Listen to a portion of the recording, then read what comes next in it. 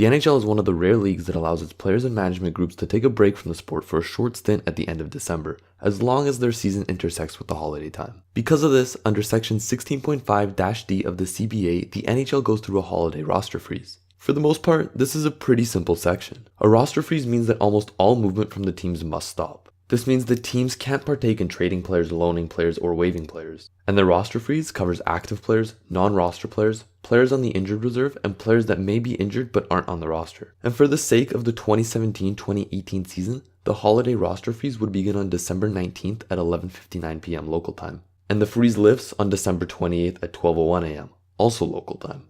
For other years, the freeze tends to be in that area of dates as well, usually starting on the 19th and moving the end date around from the 27th to the 28th. And this time period is made to fully cover the dates where no games will be played, December 24th, 25th, and 26th.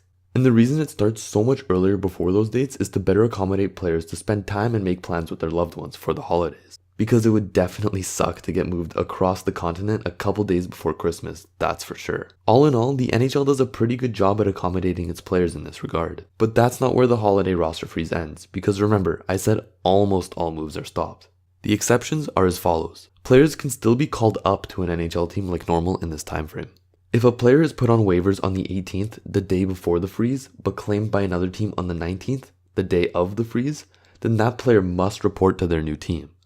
If a player was on the team because of an emergency call-up before the freeze, they can be returned to wherever their original club was during the freeze. If a team needs to make a move because of taking someone off the long-term injured reserve, then clubs can loan a player to meet the roster requirements. And that basically sums up the holiday roster freeze. There are some other little things with more specifics about the freeze, but that's the gist of it. I hope you all enjoyed the video, and I'll see you in the next one.